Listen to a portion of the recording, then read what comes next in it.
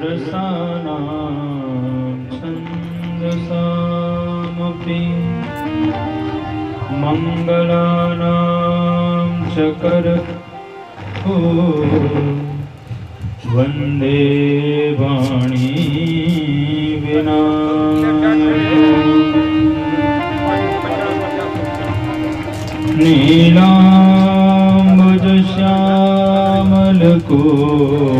नीलाम्बुजश्यामलकोमलाङ्गं सीता समारोपितवामभागम् पाणौ महासायकचारुचापम्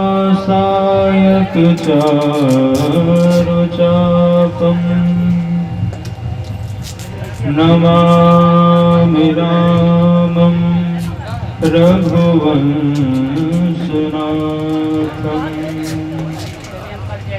ध्येयं सदा परिभवघ्नमभीष्टदोहम् तीर्थास्पदं शिवविरञ्चिनुतं शरणं भृत्यार्तिहं प्रणतपालभवाब्धिपूतम् वन्दे महापुरुषते चरणारविन्दम्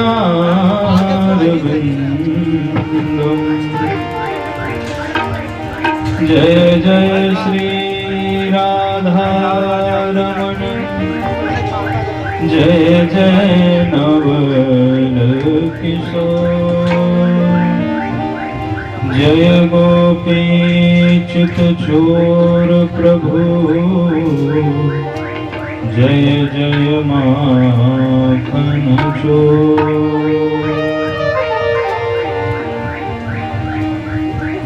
श्रीमद्भागवत महापुराण की भक्तवत्सल भगवान की जय। आवाज कटली थोड़ा ट्रबल कल्प से आज प्रारंभ हो रहा है। जन्मांतरे भवेत् पुण्यम तदा भागवतम गम्यते। जब करोड़ों जन्म के पुण्य संचित पुण्य जब उदय होते हैं तब श्रीमद् भागवत की कथा सुनने का प्राप्त होता है। तो आज निश्चित रूप से आप सबके कोटि जन्म समुत्थेन पुण्येनैव तु लभ्यते। आज आपके करोड़ों जन्म के पुण्य उदय हुए। तो आप पूरे परिवार को व्यासपीठ से ढेर सारा स्नेह और आशीष पश्चात भगवान की कथा सुनने के लिए पधारे हुए सभी माताओं आप सभी को सिया राम नाम जोरी जुग पानी। आइए बड़े भाव से भगवान की स्तुति करें। प्रेम के साथ मिलकर के भगवान की सुंदर स्तुति करेंगे सब लोग। बोलो भक्त वत्सल भगवान की श्री राधे राधे गोविंद हे राधे राधे गोविंद गोविंद श्री राधे राधे गोविंद गोविंद श्री राधे राधे गोविंद गोविंद राधे राधे गोपाल राधे गोविंद राधे राधे गोपाल राधे गोविंद राधे राधे गोपाल राधे गोविंद राधे राधे गोपाल राधे श्री राधे राधे गोविंद गोविंद राधे श्री राधे राधे गोविंद गोविंद राधे। सभी लोग भाव के साथ तालियों की सेवा करते रहेंगे।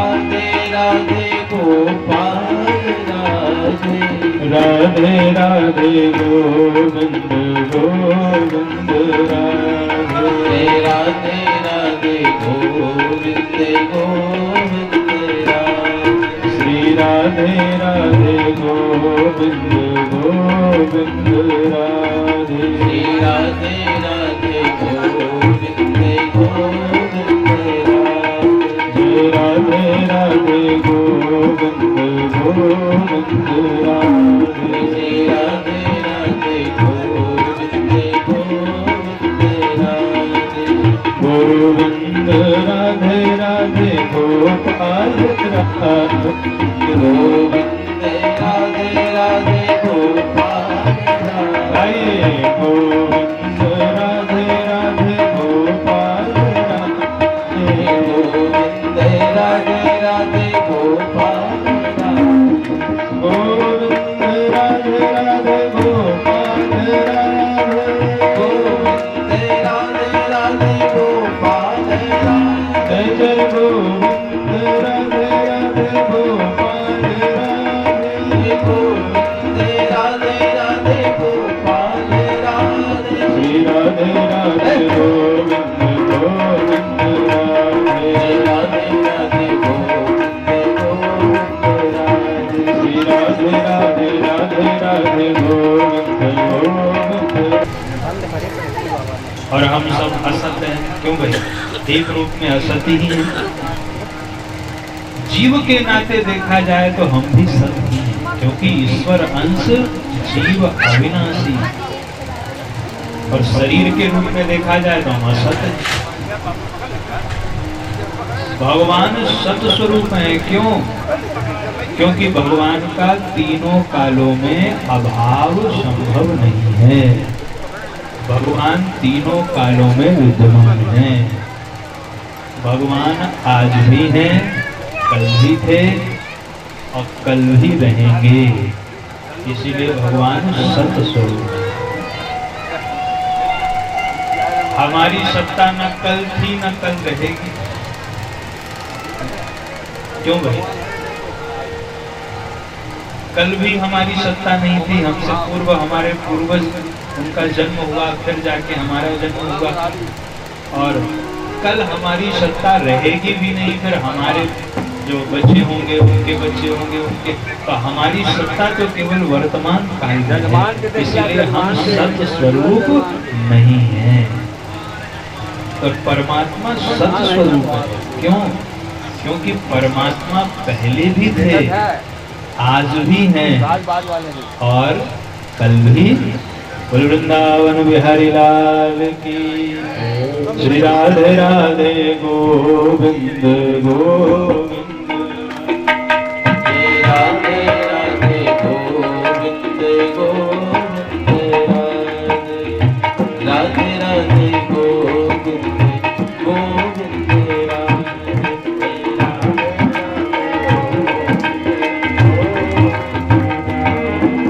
गोविंद राधे गोपाल राधे, गोविंद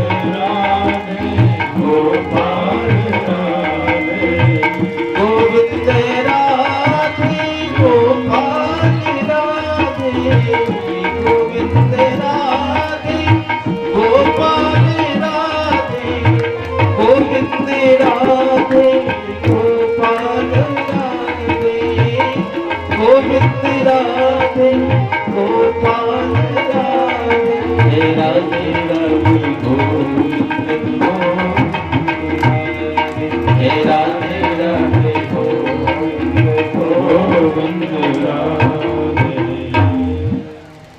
तो भगवान सत स्वरूप है,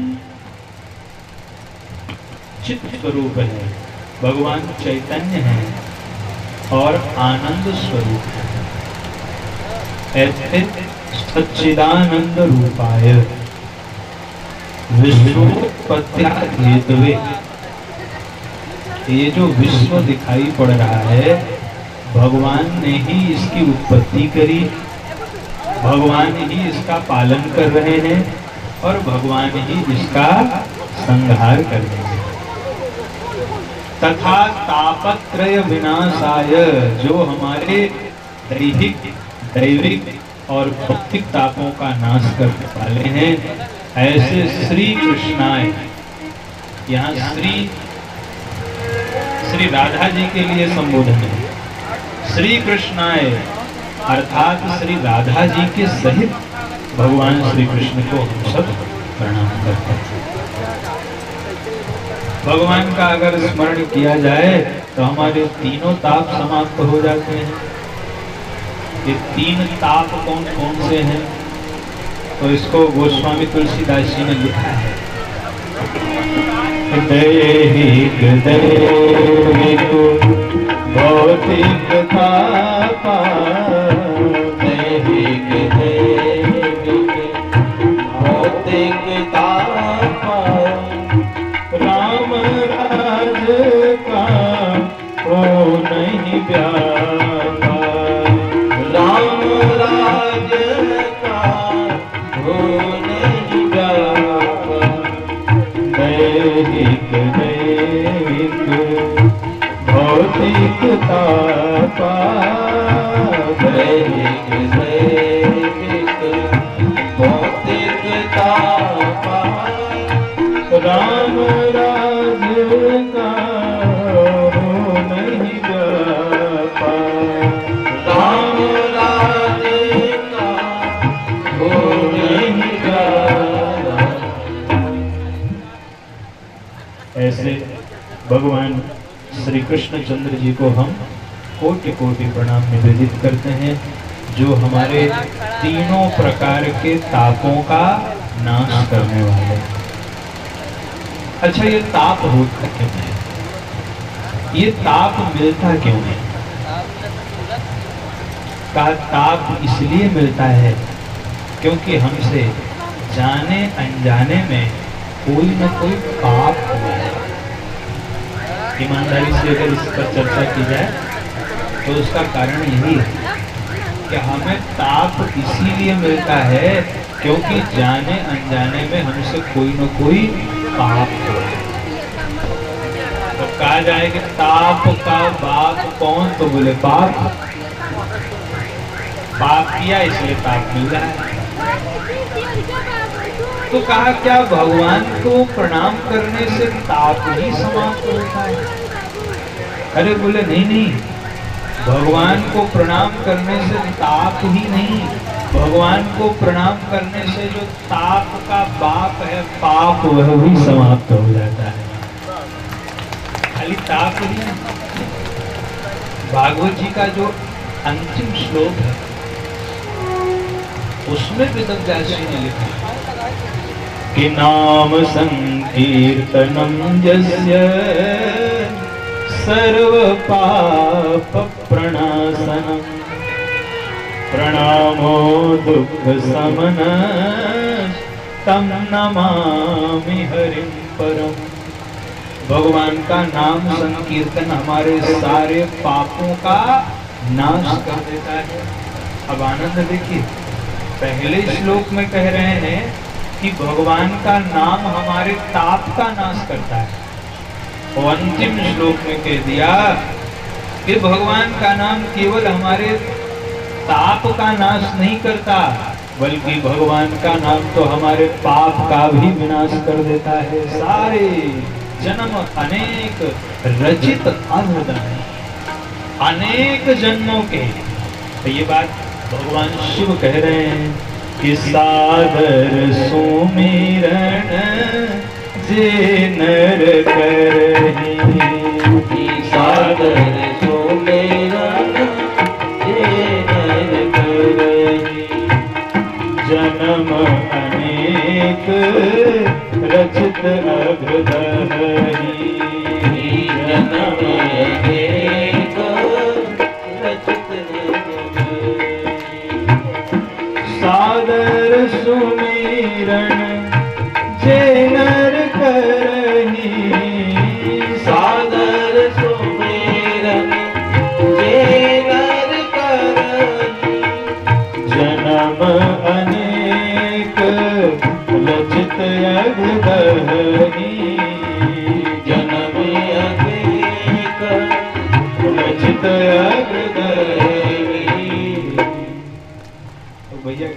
फायदा है भगवान का नाम लेने से।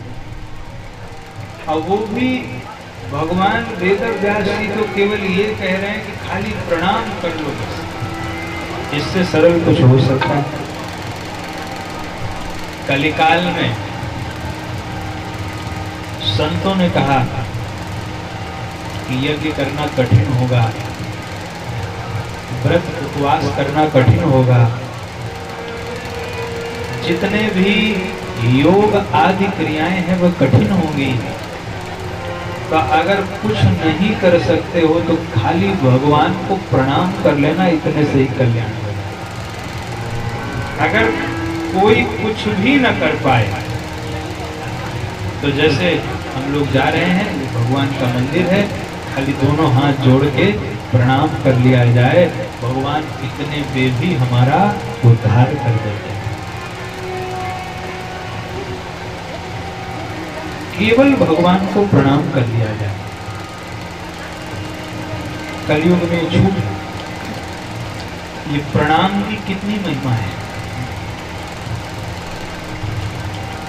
चाहे माता पिता को प्रणाम करे, गुरु को प्रणाम करे, भगवान को प्रणाम करे, उसका फल एक ही है। सारे पाप ताप संताप समाप्त हो जाएंगे। जो अपने से बड़ों को प्रणाम करेंगे, भगवान को प्रणाम करेंगे, उनके सारे पाप ताप संताप समाप्त हो जाएंगे। शास्त्र के आधार पे हम कह रहे हैं, वक्ता को कभी अपने मनमुखी कोई बात नहीं बोलनी चाहिए। वो जो बोले तो शास्त्र की बोले। अच्छा, आप लोग एक बात बताएंगे, जैसे कोई कौवा बोले, अगर तो कौवा कैसे बोलता है? काव काव काव। आवाज मीठी होती है क्या कौवे? कुछ लोग कह रहे मीठी होती है, मीठी होती है। कौवे की आवाज तो कर्कश होती है। और कौवा कदाचित बोलना प्रारंभ करे तो आदमी पहले ही जो है यहाँ गाँव गाँव कर रहा है, पता नहीं किसको बुलाएगा घर में, तो वैसे ही सब बैठा हुआ उड़ जा।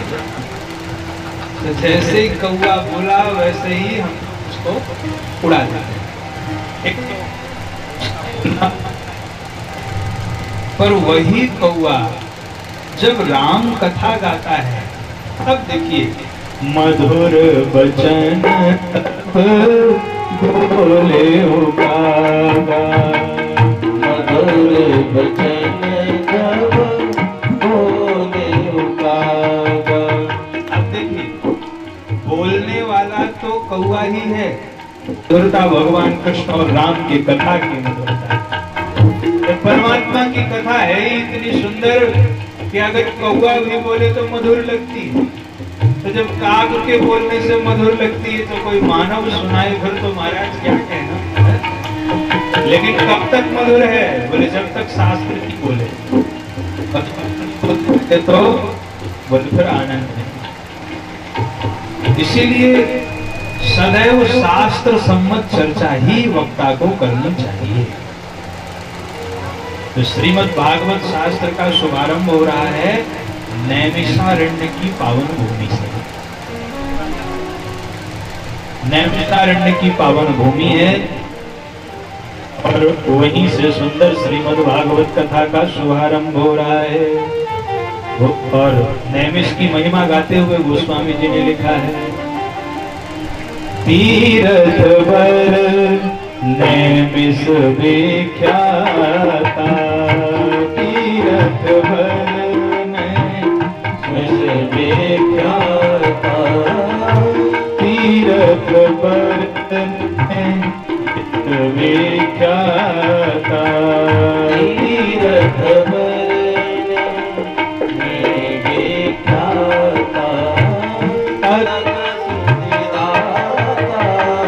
तीरथ वर खबर नैमिष विख्याता, तीरथ वर नैमिष विख्याता। नैमिषेषु हो तो 9 दिन का हम लोग अनुष्ठान लेके बैठते हैं ऐसे ही सौनकादि ऋषि नैमिषारण्य में 1000 वर्षों का अनुष्ठान लेके बैठे हैं। अब आप आनंद देखिए, 1000 वर्षों का अनुष्ठान, और वहां पर उस अनुष्ठान का उद्देश्य क्या है? देखिए, जैसे हम लोग जब कोई अनुष्ठान करते हैं तो उसका उद्देश्य होता है भगवान के चरणों में हमारी रति हो जाए और भगवान के धाम में हमारी गति हो जाए। यही तो होता है ना, कि भगवान के चरणों में प्रेम हो जाए, और जब मृत्यु हो तो वह मृत्यु जो है वो महोत्सव बन जाए, और साक्षात भगवान के धाम में हमारा प्रवेश हो जाए। ये हमारे कथा का उद्देश्य होता है। पर सौनकादि ऋषि जो कथा का अनुष्ठान लिए तो कहा कथामृत रसा स्वाद कुशल है, वे सभी कथा सुनने में बड़े कुशल हैं। तो श्रोता को कैसा होना चाहिए? बोले बिल्कुल ऐसा ही होना चाहिए जैसे सौनकादि 88,000 ऋषि मुनि थे।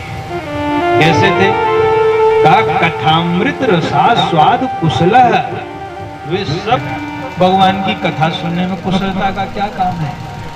अरे बोले सारा काम भगवान की कथा सुनने के लिए तो है।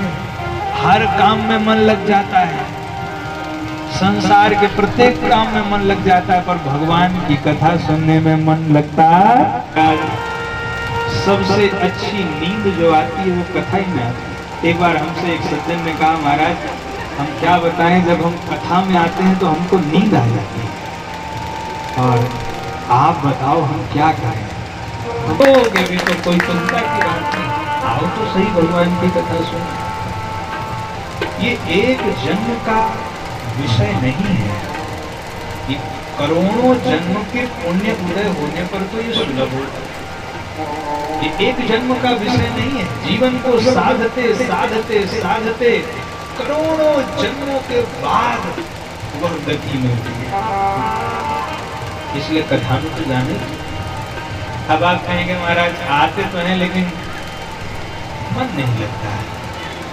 आप जानते हैं मन क्यों नहीं लगता? क्योंकि हमको भगवान से भय नहीं। ईमानदारी की बात बता रहे हैं। जिससे डर होता है ना, भगवान राम ने कहा है ना, भय बिनु होई काम, बिना भय के प्रेम नहीं होता। जिससे भय हो, जैसे आप नौकरी करते हैं, किसी अधिकारी के नीचे हैं, अगर आपको भय है कि अगर हम 10 बजे नहीं पहुंचेंगे तो फटकार लगाएगा, तो भय है, तो भय के कारण आप 10 के बजाय 9:45 बजे पहुंच रहे हैं। तो भगवान की कथा में कोई भय नहीं। देखिएगा 2 बजे से कथा प्रारंभ होगी, कुछ लोग 2:30 बजे आएंगे, कुछ 3, और कुछ तो आरती के बाद सीधे ही प्रसाद लेने आएंगे कि महाराज प्रसाद हो जाए सीधे, क्योंकि किसी बात का कोई भय नहीं। भगवान से किस बात का भय? भगवान से भय न होना ही भजन में बाधा है। जैसे संसार से हमको भय लगता है, अगर भगवान से भी भय लगने लगे तो आप ये समझ लेना कि हमारा कल्याण हो जाएगा। आप देख लीजिए सुग्रीव की स्थिति, देख लीजिए सुग्रीव डरते थे भगवान से। अब पहले तो सुग्रीव दुनिया से बड़ा डरते थे, एकदम बाली ने मार मार के उनको त्रस्त कर दिया। तो हनुमान जी को लगा कि इसको निर्भय कर दें, तो हनुमान जी भगवान राम को ले आए, मित्रता करवा दिए, भगवान राम ने बाली को मार दिया। तो सुग्रीव एकदम निर्भय निर्द्वंद, एकदम चिंता खत्म। तो हनुमान जी को लगा ये भी ठीक नहीं है भाई, निर्भय ये भयभीत थे ठीक था, लेकिन अब ज्यादा ही निर्भय हो गए हैं तो फिर इनसे भजन नहीं होगा। तो जब सुग्रीव निर्भय हो गए तब क्या हुआ? सुग्रीवं सुधि मोरी विसारी अपावा राजकोसपुर। तो हनुमान जी को लगा इनको डराना चाहिए। तो हनुमान जी ने कहा सुग्रीव जानते हो? सुग्रीव ने कहा क्या? कहा जिस बाण से भगवान ने बाली को मारा था वो बाण क्या हुआ था जानते? सुग्रीव ने कहा बोले वो बाण भगवान के तरकस में फिर चला गया था। जानते हो क्यों? कहा क्यों? कहा वही काम अगर तुम करोगे तो उसी बाण से तुम्हारा भी वध करेंगे भगवान। तो जैसे ही हनुमान जी ने कहा तो सुन सुग्रीव परम भय माना, विषय मोर हरि लीन्हे से ज्ञाना। और तुरंत हनुमान जी समझ गए कि अब जब ये भयभीत हो गया है तो पक्का भगवान के चरणों में इसकी शरणागति हो जाएगी। तो जीवन में निर्भयता होना अच्छी बात है, लेकिन इतने भी निर्भय हम ना हो जाएं कि भगवान के प्रति भय। इसीलिए शास्त्रों में पढ़ा कराया जाता है। शास्त्र में कहते हैं कि भगवान की कथा सुनने आओ तो ऐसे बैठो, पहले आओ कथा सुनने, वक्ता के बैठने के पहले बैठो और वक्ता के जाने के बाद जाओ, आपस में बातें मत करो। इसलिए कि जब भयभीत होंगे तभी तो श्रद्धा जगेगी, तभी तो कल्याण होगा। इसलिए पहली चीज किसकी आवश्यकता है? भय की। और दूसरी चीज किसकी आवश्यकता है? कहा महाराज ठीक है भय आ जाएगा जीवन में, चलो, लेकिन इतना आनंद नहीं आता है। डोंगरी जी महाराज से किसी ने कहा तो रस नहीं आता, तो डोंगरी जी महाराज खूब फटकार लगाया करते थे। वो कहते थे एक बात बताओ, नोटों की गड्डी गिनने में मन लगता है? तो महाराज वो तो लगता है। कहा नोटों की गड्डी गिनने में मन लगता है, भगवान की कथा सुनने में मन नहीं लगता। जितने मन से तुम नोटों को गिनते हो, उतने ही मन से अगर भगवान का भजन करो तो साक्षात भगवान की प्राप्ति हो जाए। उतने ही मन से। आदमी कितना ही थका हुआ हो, रात भर न सोया हो, सुबह कोई एक गड्डी ला के दे दे कि भैया जरा इसको रख लीजिए, तो आदमी ये नहीं सोचता कि चलो बाद में गिनेंगे, छोड़ो हम थके हुए नहीं, तुरंत गिनता है। उतना ही प्रेम भगवान के चरणों से अगर हो जाए तो निश्चित रूप से परम कल्याण हो जाएगा। बोलो भक्तवत्सल भगवान की जय। तो नैमिषारण्य की पावन भूमि में इस कथा का शुभारंभ हो रहा है। और शौनकादि ऋषि कैसे हैं? कथा सुनने में बड़े कुशल हैं। देखिए भगवान की कथा कोई भी कहे, वक्ता को नहीं देखना चाहिए, वक्ता के मुख से निकलने वाली भगवान की कथा को सुनना चाहिए और मन लगाकर सुनना चाहिए। हनुमान जी महाराज जहां भी भगवान की कथा होती है वहां श्री हनुमान जी आते हैं और आकर के बड़े भाव से भगवान की कथा सुनते हैं। कोई वक्ता हनुमान जी को नई कथा नहीं सुना सकता। ऐसी कोई कथा संसार का कोई वक्ता नहीं सुना सकता जो हनुमान जी ने न सुनी। पर हनुमान जी कभी ये नहीं कहते अरे ये तो हम सब सुने सुनाए। आजकल हम लोगों की समस्या क्या हो गई, बोले जब कथा याद हो जाती तो हम कहते अरे ये सब तो सुने सुनाए हैं, अब वही बातें कुछ नई कहें पंडित जी तो चले सुनने के लिए। तो वही एक बात बताओ, भगवान की कथा तो नित्य नवीन रहती है। वही प्रसंग सुनते जाओ पर हर बार कुछ नवीनता मिलेगी, हर बार कुछ रस बरसेगा, हर बार कुछ अलग आनंद आएगा। भगवान की एक ही कथा आप कितनी बार सुन लो आपको कभी पुरानी लग नहीं सकती। सांसारिक चीजें पुरानी होती हैं, भगवान की कथा तो हरि अनंत, हरि कथा अनंता और कहीं सुने बहुविधि सब संता। हरि कथा तो अनंत है, भगवान की कथा अनंत है। आपके पास अगर अखबार एक दिन पुराना मिल जाए, बहुत से लोग अखबार पढ़ने के बड़े शौकीन होते हैं। सुबह सुबह उठे तो अखबार जो है चाय के साथ, और गलती से अगर पुराना अखबार मिल जाए एक दिन पुराना, क्या करेंगे? पढ़ेंगे? अरे बोले किसने लाके इसको रख दिया हमारे कमरे में, कल का अखबार हटाओ इसको, नया अखबार आज का। तो एक दिन पुराना अखबार, लेकिन भगवान की कथा इतनी पुरानी है फिर भी रोज वही सुनते हैं, रोज वही पढ़ते हैं, पर मन कभी भरता नहीं है। इससे सिद्ध होता है कि भगवान की कथा अनंत है, कभी इससे तृप्ति मिलती नहीं है। हरि अनंत हरि कथा अनंता। तो ऐसे भगवान की कथा को बड़ी श्रद्धा के साथ सुनना चाहिए। सुमति भूमि थल हृदय अगाधु, वेद पुराण उदधि घन साधु। अगर कोई आपसे पूछ ले कि कौन सी भूमि पर बैठ के आप कथा सुन रहे थे, तो क्या कहेंगे कि सुमति भूमि, सुंदर मति की भूमि पर बैठकर हमने ये कथा सुनी। तो भगवान की कथा बड़े प्रेम से सुननी चाहिए। कथामृत रसास्वाद कुशलः शौनकः अब्रवीत। शौनक जी ने कहा, क्या कहा कि हे सूत जी महाराज, आप परम विद्वान हैं। अज्ञान रूपी अंधकार को नष्ट करने के लिए आपका ज्ञान करोड़ों सुनान ध्वांत विध्वंस कोटि सूर्य समप्रभ। इसलिए हे सूत जी महाराज, आख्याहि में कथा सारम, हमें समस्त कथाओं का सार सुनाइए। सभी कथाओं का सार क्या है? बहुत कथाएं नहीं सुनाई, छोटा सा जीवन है। कलयुग के लोगों के पास वैसे भी समय का अभाव है, तो कथा नहीं कथाओं का सार सुनाइए। सूताख्या ही कथा सारम मम कर्ण रसायनम।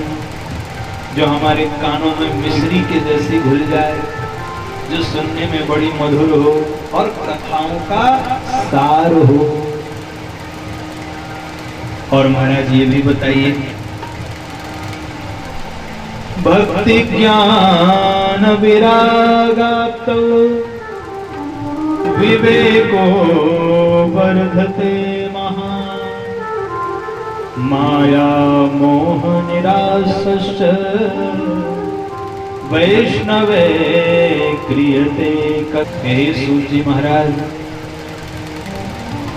वैष्णव जन माया और मोह से कैसे बचते हैं? वैराग्य की वृद्धि कैसे होती है? और भगवान श्री कृष्ण को प्राप्त करने का शाश्वत साधन क्या है जिससे भगवान मिल जाए? प्रश्न समझिए पहले कि प्रश्न कितने सुंदर किए जा रहे हैं। ये प्रश्न कौन कर रहे हैं?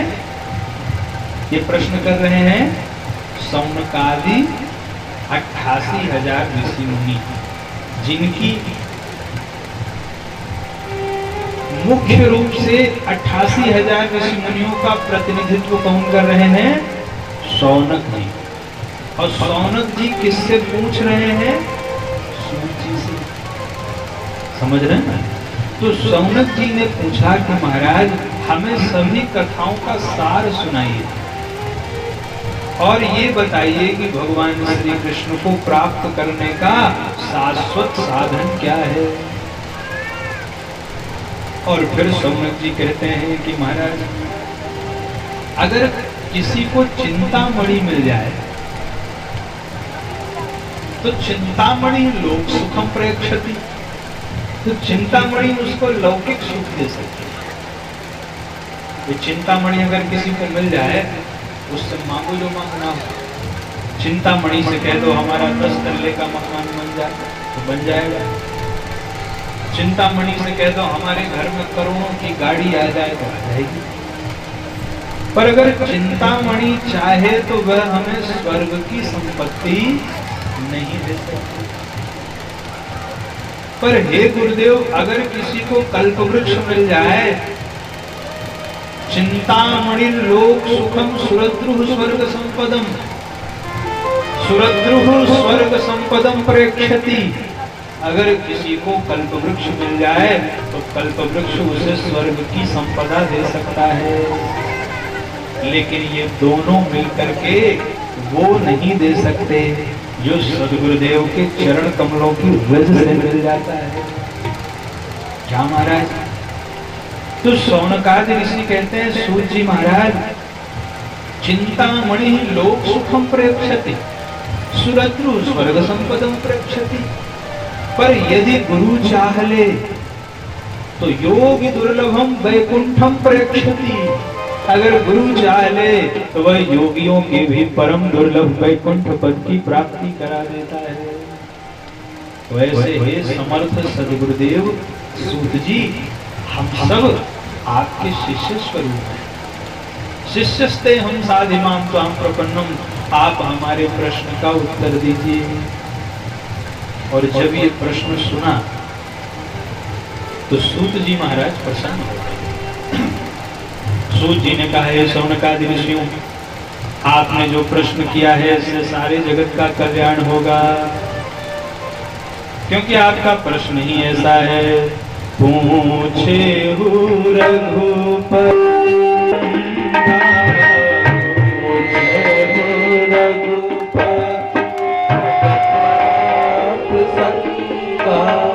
सकल लोक जग पावनी गंगा, सकल लोक जग पावनी गंगा। पहुँचे रघुपति कथा प्रसंगा, पूछे रघुपति कथा प्रसंगा। पूछे रघुपति कथा प्रसंगा, पूछे रघुपति कथा प्रसंगा। सकल लोक जग पावनी गंगा, सकल लोक जग पावनी गंगा। आपने जो प्रश्न पूछा है इससे सारे जगत का कल्याण होगा। सूत जी कहते हैं, हे शौनकादि ऋषियों, इस संसार में प्रायः हर मनुष्य मृत्यु के भय से दुखी है। काल व्याल मुखग्रास त्रास निर्णास हेतवे, श्रीमद्भागवतं शास्त्रम कलौ कीरेण भाषितम्। हे शौनकादि ऋषियों, इस कलयुग में जो भी श्रीमद् भागवत शास्त्र श्रवण करेंगे वे मृत्यु के भय से मुक्त हो जाएंगे। यह श्रीमद् भागवत शास्त्र बड़ा ही उत्तम है। कोई भी तीर्थ इस श्रीमद् भागवत शास्त्र की बराबरी नहीं कर सकता। न गंगा न गया काशी, पुष्करम न प्रयागकम। कोई भी तीर्थ, हरिद्वार, गया, पुष्कर, प्रयाग इस श्रीमद् भागवत शास्त्र की बराबरी नहीं कर सकता। जब करोड़ों जन्म के सुकृत उदय होते हैं तभी यह श्रीमद् भागवत शास्त्र सुनने का सौभाग्य प्राप्त होता है। सूत जी कहते हैं, हे शौनकादि ऋषियों, मैं आपको श्रीमद् भागवत का महात्मा सुनाता हूं। जब पूर्व काल में भगवान सुखदेव राजा परीक्षित को यह भागवत की कथा सुना रहे थे तो सारे देवता अमृत का कलश लेकर के वहां आ गए और देवताओं ने कहा, हे सुखदेव जी महाराज, आप परीक्षित जी को कथा इसीलिए सुना रहे हैं क्योंकि आज के 7वें दिन में इनकी मृत्यु। देवताओं ने कहा, ये सुधामृत हमारे पास और कथामृत आपके पास, तो अदला बदली हो जाए। कहा, कैसी अदला बदली? बोले, ये कथामृत हमें पिला दीजिए और उसके बदले ये जो घड़े में सुधामृत रखा है ये परीक्षित जी को पिला दीजिए। प्रपाश्यामो वयम सर्वे श्रीमद् भागवतामृतम। कितना बड़ा प्रलोभन है महाराज। स्वर्ग का अमृत भी श्रीमद् भागवत शास्त्र की बराबरी नहीं कर सकता। सुखदेव जी ने डांट करके भगा दिया। सुखदेव ने कहा, अरे छलिया, मेरे साथ तुम क्रय विक्रय करने आए, अगर तुम भक्त बन के आते तो मैं ये कथा तुम्हें अवश्य सुनाता, लेकिन तुम व्यापारी बन करके आए हो, और व्यापारियों के लिए तो चाहे व्यापारी अगर इस भागवत को खरीदना चाहे तो तीनों लोगों की संपत्ति भी हल्की पड़ जाएगी भागवत शास्त्र के आगे। इसलिए सुखदेव जी ने डांट करके भगा दिया, भाग जाओ। अभक्तास्तां सविज्ञाय न ददौ सकथामृतम् श्रीमद् भागवती वार्ता सुराणामपि दुर्लभम्। देवता सब भाग खड़े हुए। इतना बड़ा अपमान देवताओं का आज के पहले कभी हुआ नहीं। एक कथा सुनने आए थे, उनको लगा ऐसे ही सामान्य कोई वक्ता होंगे, मान जाएंगे, भाई पूरा मैं अमृत का घड़ा भर के पूरा अमृत ले आया हूँ, इसको परीक्षित जी को पिला दो। अब परीक्षित जी को कथा न सुनाओ, हमको सुना दो। सुखदेव जी को यही तो बुरा लगा कि ये इस कथा पर सबका अधिकार है, तुम अपने घर के अंदर बंद करके इसका आयोजन कैसे कर सकते हो? इस कथा का अधिकार सबको है, जो भगवान की कथा सुनने आना चाहे आ सकता है। पर देवता क्या चाहते थे? देवता चाहते थे कि हम देवता ही सुने और कोई न सुने। देवता इसीलिए तो कलश लेके आए थे ना कि ये इनको पिला दीजिए, छुट्टी करिए इनकी, ये जो मरने वाले थे अब नहीं मरेंगे, उनको अमृत पिला दीजिए ये, और हमको कथामृत। जब सुखदेव जी ने भगा दिया, ये महिमा है सुख शास्त्र की। और जब सुखदेव जी ने भगाया तो वो देवता कहाँ गए?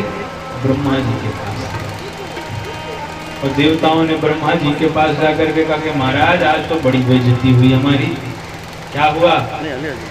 बोले हम तो गए थे वहां विनिमय करने के लिए और सुखदेव जी ने डांट के भगा दिया।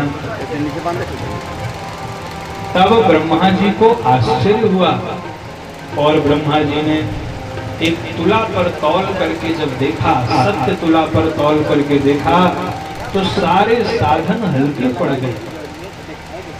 जब परीक्षित जी की मोक्ष को ब्रह्मा जी ने देखा तो परीक्षित जी के मोक्ष को देखकर ब्रह्मा जी ने सत्य की तुला पर भागवत जी को तौला, सारे साधन हल्के पड़ गए, श्रीमद् भागवत शास्त्र भारी हो गया।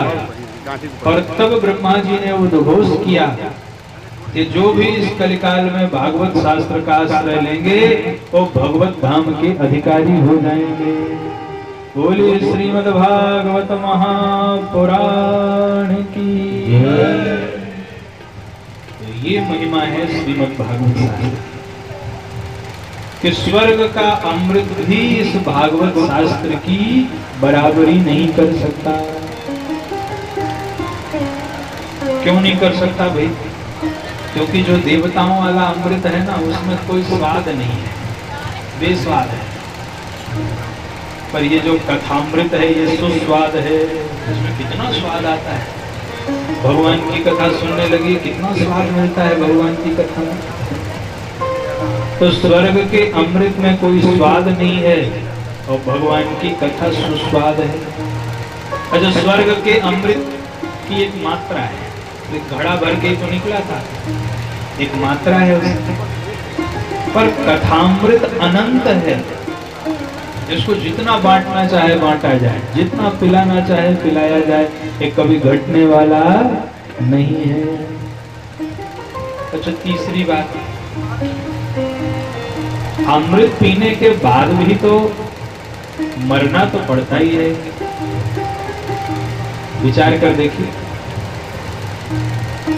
ब्रह्मा जी के एक दिन में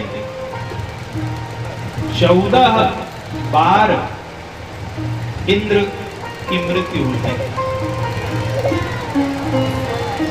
ब्रह्मा जी के एक दिन में 14 बार मनु की मृत्यु होती है, वो बदलते हैं। 14 मनवंतर का ब्रह्मा जी का एक दिन होता है। और 14 मनवंतर के ब्रह्मा जी के एक दिन में 14 बार सारे देवता जन्मते हैं, मर जाते हैं। 14 बार मनु आदि जन्म लेते हैं, मर जाते हैं, साफ समाप्त हो जाता है। तो किस काम का ये अमृत कि ब्रह्मा जी के एक दिन न टिक पाए? अगर ब्रह्मा जी के एक दिन भी नहीं टिक पाए, इसका मतलब इसकी भी वैलिडिटी ज्यादा नहीं है।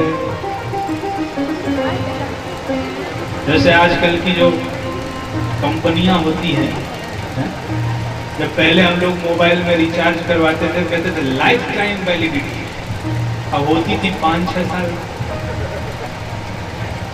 ऐसे ही होता था, वो बनाते थे, कहते लाइफ टाइम वैलिडिटी। तो आदमी सोचता, खुश हो जाता कि लाइफ टाइम वैलिडिटी करवा लो रिचार्ज, और जब रिचार्ज करवाया तो पता चला 2036 तक। भागवत महापुराण की। इसीलिए सुखदेव जी ने देवताओं को डांट कर भगा दिया कि तुम अपने घड़े भर सुधामृत की तुलना हमारी इस कथामृत से करते हो।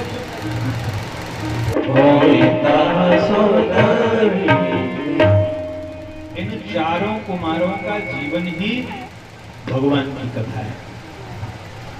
तो ये चारों कुमार कौन कौन? सनक, सनंदन, सनातन और सनत। आप लोग नाम याद कर लीजिएगा चार बार।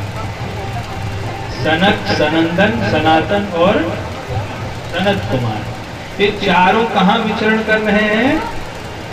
बद्री विशाल में। और किस लिए? किमर्थम? तथा सत्संगार्थम। किस लिए? बोले सत्संग के लिए। क्योंकि कथा मात्रैव जीवनः, इनका जीवन ही क्या है? भगवान की कथा है। तो वही विचरण करते हुए इन चारों कुमारों की दृष्टि पड़ी नारद जी महाराज पर। अब आनंद देखिए आप। और जैसे इन चारों ऋषियों ने नारद जी को देखा तो नारद जी का मुरझाया हुआ चेहरे पर 12 बज रहे उदास। कुमारों ने कहा, अरे नारद जी महाराज, कथम ब्रह्मंदीन मुख कुतश्चिंता तुरो भवान त्वरितम गम्यते पुत्र कुतश्चागमनं तव। हे महाराज, आप चिंतित क्यों हैं? आप अपनी चिंता का कारण बताइए। कहां से आ रहे हैं, कहां को जा रहे हैं? देखो महाराज, तो ये चिंता, ये तो सांसारिक जीवों का लक्षण है, चिंता करते हैं। और जब जीवों को चिंता होती है वो संत के शरण में जाते हैं, तो संत उनका समाधान करते हैं। पर जब आप जैसे संत ही चिंतित रहेंगे तो संसारिक जीवों का क्या होगा? और आजकल महाराज ये समस्या बढ़ती जा रही है। कलयुग का ऐसा प्रभाव पड़ रहा है कि ये टेंशन की जो बीमारी थी संतों को नहीं थी। पर आज ऐसा समय बदल रहा है कि आज संत भी परेशान, संत भी चिंतित। कितने लोग जो है आत्महत्या तक करने का जघन्य पाप कर रहे हैं, बहुत सारे ऐसे लोग हैं। तो जो कलयुग का प्रभाव है अब ये संतों को भी घेरता जा रहा है, सब चिंतित। महाराज शनकादिकों ने कहा कि नारद जी महाराज, आप तो चिंतित न हो। अरे आप तो सांसारिक मनुष्यों की चिंता दूर करते हैं, आप तो चिंतित हैं। आपको देख के ऐसे लग रहा है जैसे किसी दरिद्री का सारा धन लूट लिया गया। कोई व्यक्ति बड़ा कंजूस हो और उसके घर में चोरी हो जाए और फिर उसका चेहरा देखो, वैसा ही स्वरूप नारद जी ने बनाया। तो शनकादि कह रहे हैं, महाराज नो चेत वद कारणम, ये उचित नहीं है। आपका मुखमंडल ऐसे लग रहा है जैसे दरिद्री का धन लूट गया। क्या कारण है? आप वैष्णव हैं और वैष्णव सांसारिक धन को अपना धन नहीं मानते हैं। वैष्णवों का तो एक ही धन है, क्या? बोले भगवान का। वैष्णवों का धन क्या है? राधा नाम है।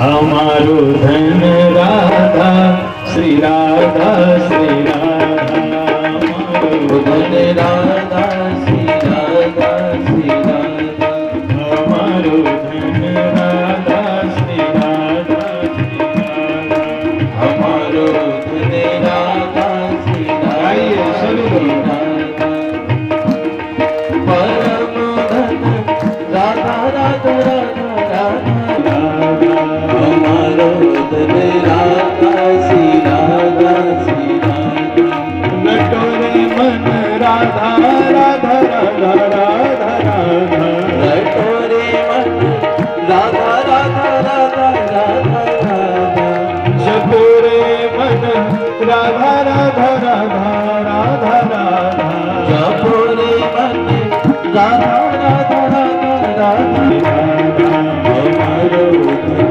राधा श्री राधा श्री राधा,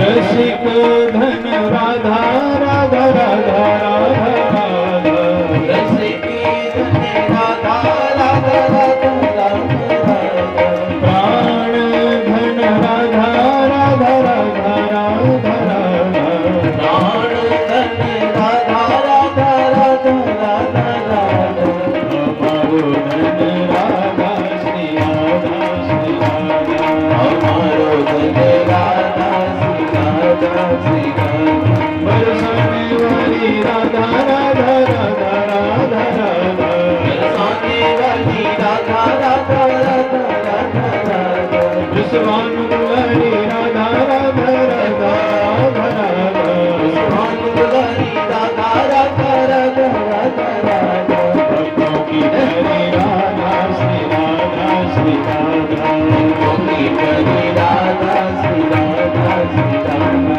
बरसाने वाली राधा श्री राधा श्री राधा, बरसाने वाली राधा श्री राधा श्री राधा, हमारो धन राधा श्री राधा श्री राधा, हमारो धन राधा श्री राधा श्री राधा,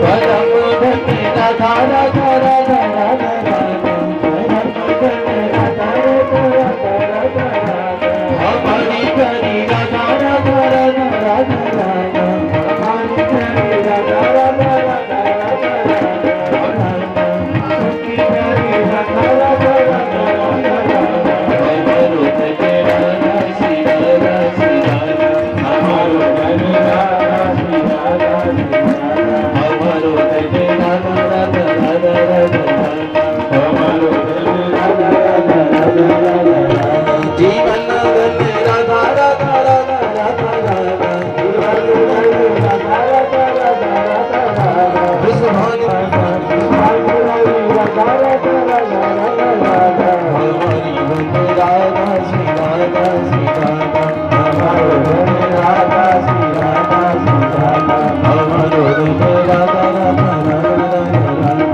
हमारो धन राधा राधा राधा राधा राधा, श्री राधा राधा राधा राधा राधा, श्री राधा राधा राधा राधा राधा। तो आप उदास क्यों हैं? आपका कौन सा धन लुट गया जो आप उदास हैं? नारद जी ने कहा कि हे सनत कुमार, जैसे आप सत्संग के प्रेमी हैं, ऐसे मैं भी सत्संग का प्रेमी हूं।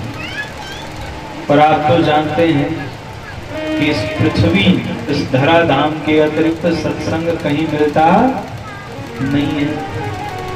तो मैं तो सत्संग सुनने की इच्छा से इस पृथ्वी पर आया था, लेकिन मुझे कहीं पर भी सत्संग नहीं मिला। संतों के यहाँ गया तो उनके यहाँ शांति नहीं मिली, पाखंड जड़ता संतों कि जो संत कहलाने वाले लोग हैं कलिकाल में वो पाखंड में रत हो गए हैं। पाखंड का अर्थ होता है आडंबर, आडंबरी हो गए हैं, ज्यादा आडंबर करते हैं, सरलता नहीं। तो संतों के यहाँ गया तो आडंबर नजर आया, वहां शांति नहीं मिली। तो मैंने सोचा विरक्तों के यहाँ चलो, जो ऐसे कथावाचक बोल दे चलो जिनके यहाँ नहीं तो विरक्तों के यहाँ चलो। तो जब विरक्तों के यहाँ गया तो विरक्ता सपरिग्रहा,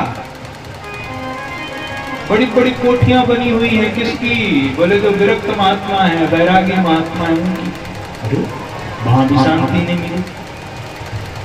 नारद जी कहते हैं मैंने सोचा चलो संतों महंतों के यहाँ नहीं तो गृहस्थों के यहाँ चलते हैं। गृहस्थ के यहाँ गया तो दंपति कलकनम, पति पत्नी का झगड़ा ही मचा पड़ा, वहां पर भी शांति नहीं, कहीं शांति नहीं। तो सोचा तीर्थों में चलो। तीर्थों में गया तो यवनों का अधिकार हो चुका था, इसलिए तीर्थों पर शांति नहीं, मुझे कहीं शांति नहीं। नारद जी कहते हैं हे कुमारों, इस कलिकाल में सत्यम नास्ति तपः शौचम दया दानम न विद्यते उदरम भरिणो जीवा वराका कूट भाषण। नारद जी कहते हैं हे भैयाओं, मुझे कलिकाल में कहीं सत्य नजर नहीं आया, जो कि सबसे बड़ा धर्म है। सत्य से बड़ा संसार में कोई धर्म नहीं है। धर्म न दूसर सत्य समान। और नारद जी कहते हैं कलिकाल में मुझे कहीं भी सत्य नहीं मिला। सत्यम नास्ति तपः शौचम,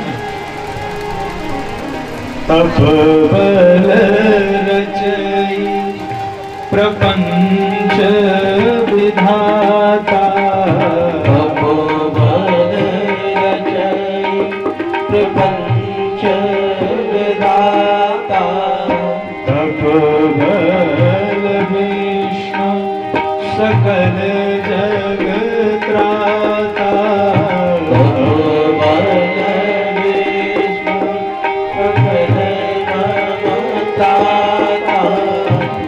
तप बल शंभु करहि संधारा, तप बल तप बल शेष करहि महिवारा, ओ तप बल शेष करहि महिवारा, तप आधार सब श्रेष्ठी भवानी, तप आधार सब श्रेष्ठी भवानी, करहि जाई तप हस जिय जानी, करहि जाई हस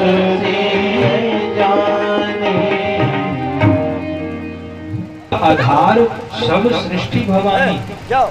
नारद जी कहते हैं हे कुमारों, जो तपस्या पूरी सृष्टि का आधार है, कलिकाल में उसी तपस्या का अभाव हो गया है। सत्य नास्ति तपः शौचम, कलयुग में शौचम माने पवित्रता नहीं है। अब यहाँ खूब ध्यान पूर्वक समझिएगा, शौचम का अर्थ होता है पवित्रता, और पवित्रता और स्वच्छता में अंतर है। कोई चीज स्वच्छ है तो जरूरी नहीं कि वो पवित्र भी हो।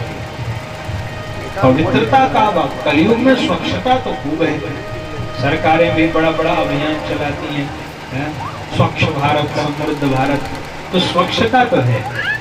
बड़े बड़े शहरों में चले जाओ तो सड़कें ऐसी सुंदर चमचमाती दिख रही हैं कि बिल्कुल क्या कहना। तो स्वच्छता तो है पर पवित्रता नहीं है, और कल्याण स्वच्छता से नहीं होगा, कल्याण तो पवित्रता से। हम बाहर से अपने को कितना ही स्वच्छ कर लें, और जब तक भीतर पवित्र नहीं होगा तब तक कल्याण होने वाला नहीं है, तब तक कल्याण होने वाला नहीं है। स्वच्छता की आवश्यकता तो है, लेकिन स्वच्छता से भी ज्यादा आवश्यकता है पवित्रता की। कई चीजें ऐसी हैं जो स्वच्छ तो हो सकती हैं। लीजिए हमारे घर का जो बाथरूम होता है, वो चमका दो, उसको स्वच्छ कर दो, लेकिन ध्यान रखना उसको कितना ही स्वच्छ कर दिया जाए पर वह कभी भी पवित्र नहीं हो सकता। स्वच्छता बाह्य लक्षण है, पवित्रता आंतरिक धर्म है। तो कलिकाल में स्वच्छता तो खूब है पर पवित्रता का अभाव है। सत्यम नास्ति तपः शौचम दया दानम न विद्यते। हे कुमारों, कलिकाल में मुझे किसी के भीतर दया नहीं दिखाई दे रही है, दान नहीं दिखाई दे रहा है। उदरम भरणो जीवा, अरे मातु पिता बालकन गुलामई, तो उदर भरे सोई धर्म सिखावे। कलिकाल में कई धर्म है, क्या बोले पेट भरो, पेट पालना ही एकमात्र धर्म रह गया है। तो महाराज जब मैं इस पृथ्वी पर आया तो मुझे कहीं पर भी शांति नहीं मिली, और जब मुझे कहीं पर शांति नहीं मिली तो मैं सीधे चला गया श्री धाम वृंदावन। बोल वृंदावन धाम की जय हो। तो नारद जी कहाँ चले गए? श्री धाम वृंदावन। तो आइए हम लोग भी एक बार अपने मन को लेकर के वृंदावन चलें और फिर वहां से कथा का शुभारंभ करेंगे। बोल वृंदावन बिहारी लाल की जय। लागे वृंदावन, लागे वृंदावन की को, लागे वृंदावन की को, लागे वृंदावन की को, लागे वृंदावन की को, लागे वृंदावन की को, लागे वृंदावन की को, लागे वृंदावन की को। आदि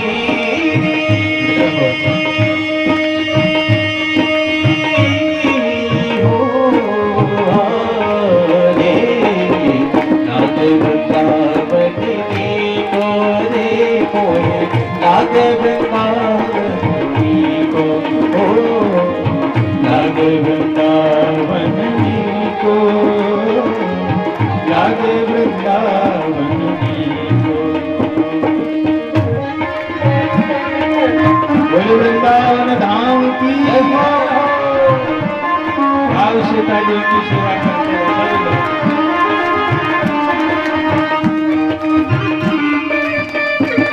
जय हो।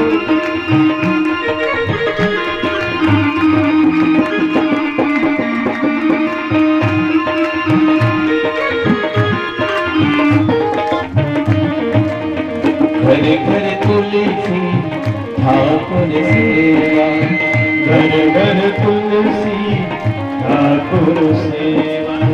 दर्शन गोविंद जी को रे, दर्शन गोविंद जी को। निर्मल नीर बहत यमुना में, निर्मल नीर पत्र यमुना में ओ निर्मल नीर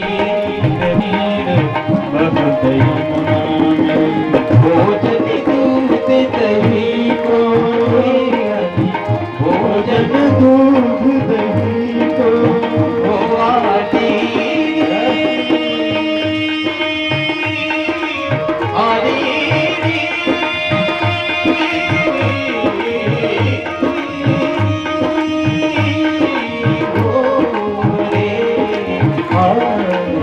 लागे वृंदावन की को, लागे वृंदावन की को, लागे वृंदावन की को, लागे वृंदावन, लागे वृंदावन, लागे वृंदावन की।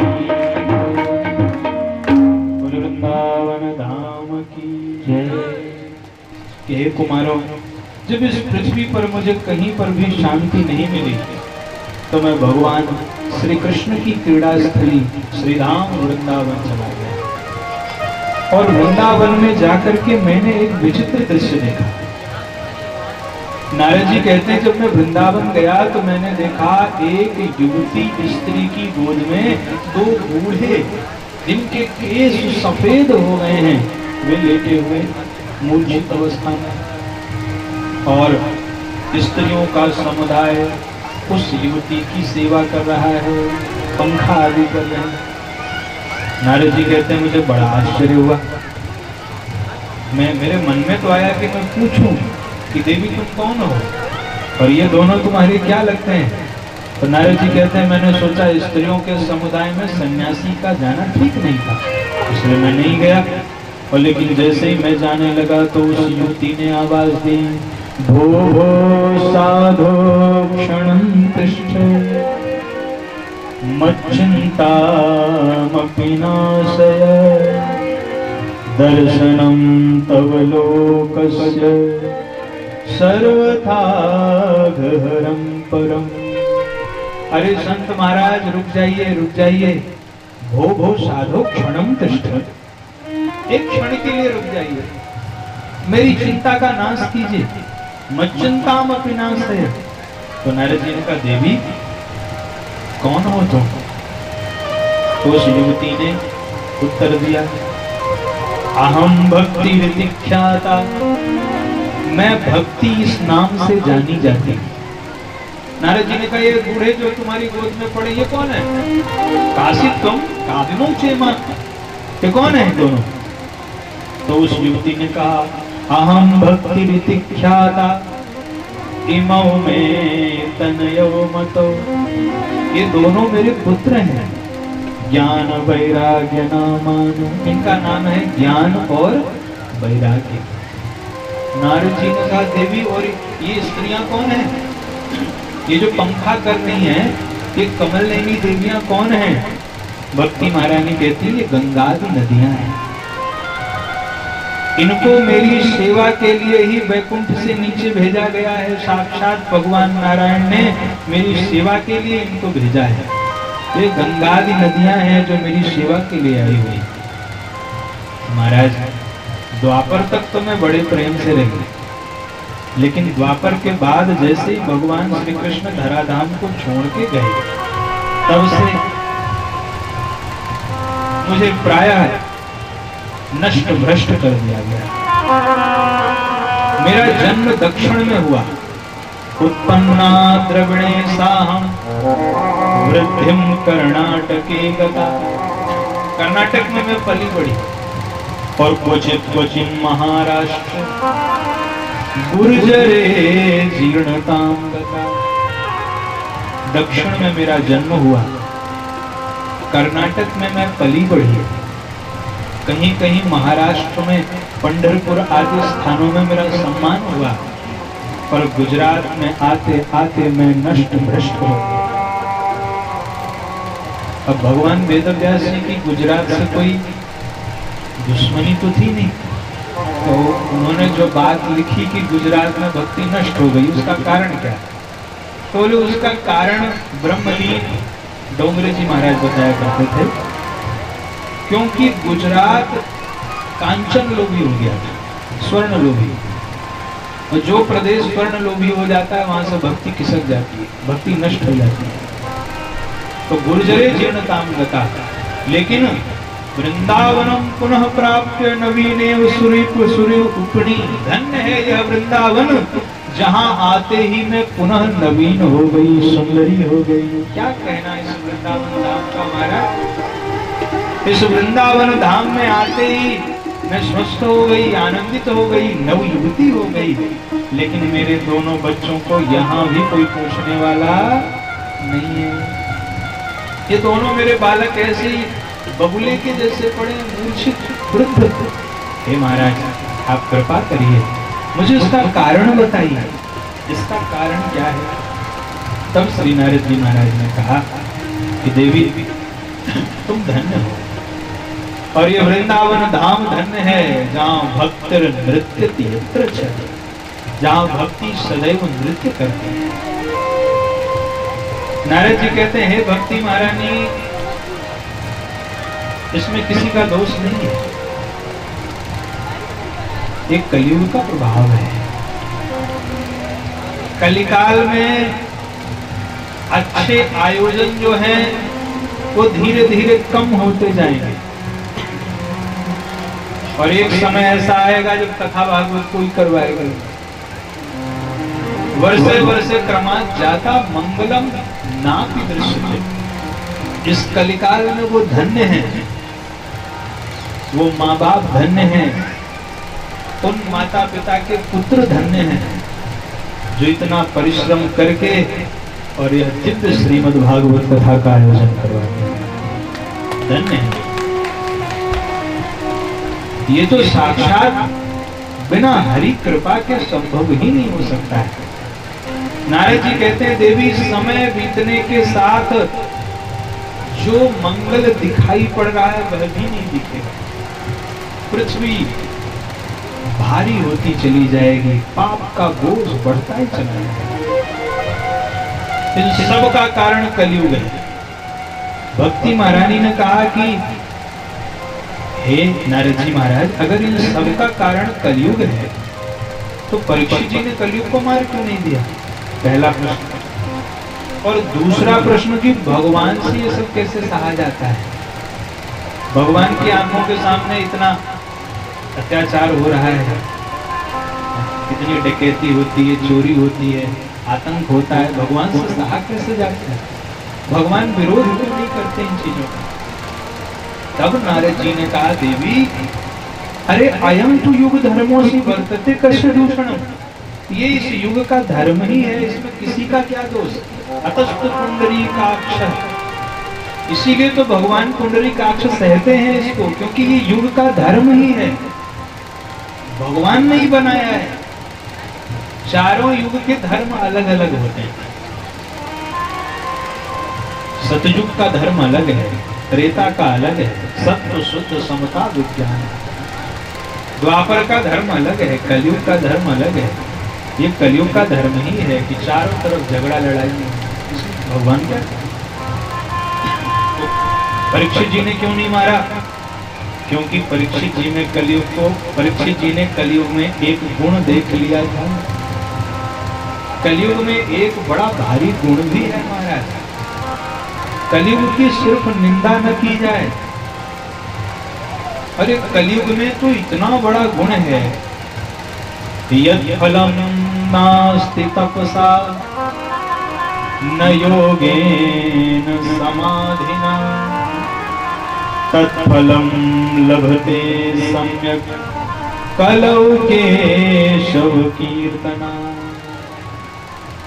जो फल तपस्या में नहीं है, योग समाधि में नहीं है, तो वही फल कलयुग में हरि नाम का संकीर्तन करने मात्र से मिल जाता है।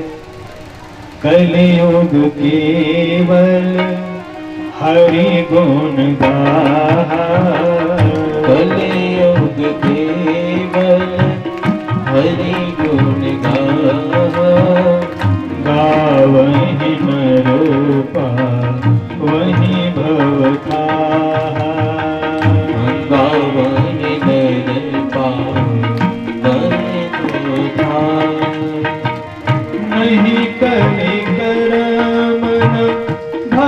भक्ति विवेक निकल करावे भक्ति विवेक राम नाम अवलंबन को राम नाम अवलंबन एक और करना क्या है राम ही सुमीरिय गाइय राम ही राम ही सुमरी गाई राम संतत सुनिय राम गुण ग्राम ही संतत सुनी राम गुण गाम ही संतत सुनिय राम गुण ग्राम। नारद जी कहते हैं भक्ति महारानी कलयुग में बड़ा भारी ये गुण है कि जो फल कहीं नहीं मिलता वही फल श्री राधा जी के सांवरिया सब दुख दूर हुए जब तेरा नाम लिया ब्रज के नंदलाला श्री राधा जी के सांवरिया सब दुख दूर हुए जब तेरा नाम लिया गाइए रज के नंद श्री राधा जी के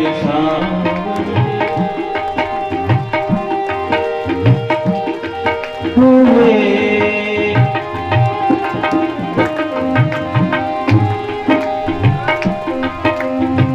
सब दुख दूर हुए जब तेरा नाम लिया सब दुख दूर हुए जब तेरा नाम लिया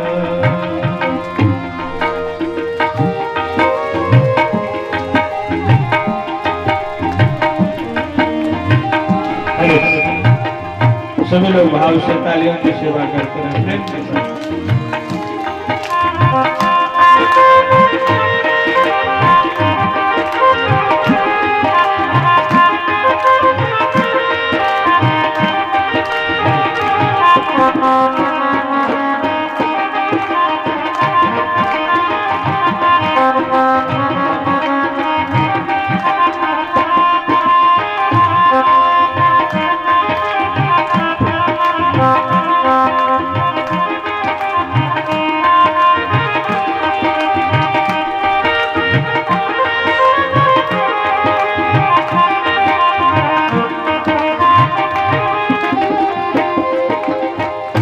मीरा पुकारे तुम्हें गिरधर गोपाला मीरा पुकारे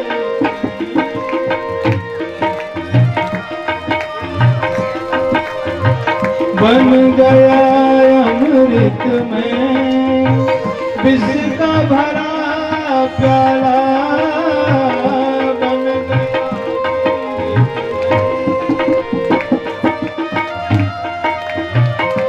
हाँ विष का भरा प्याला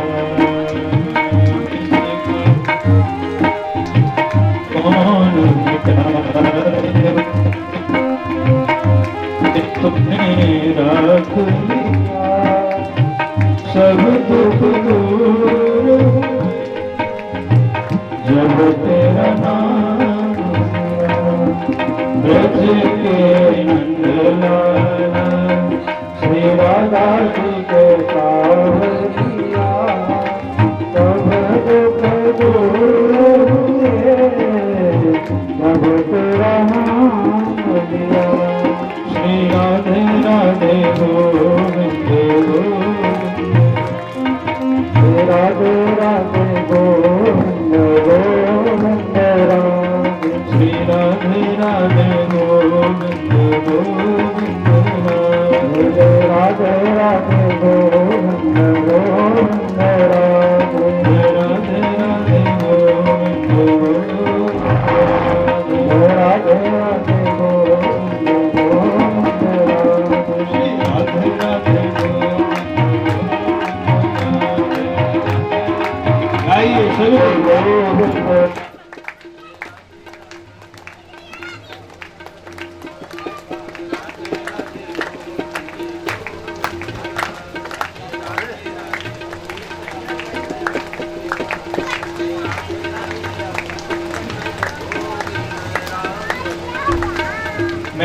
आपके इन दोनों पुत्रों को स्वस्थ करूंगा।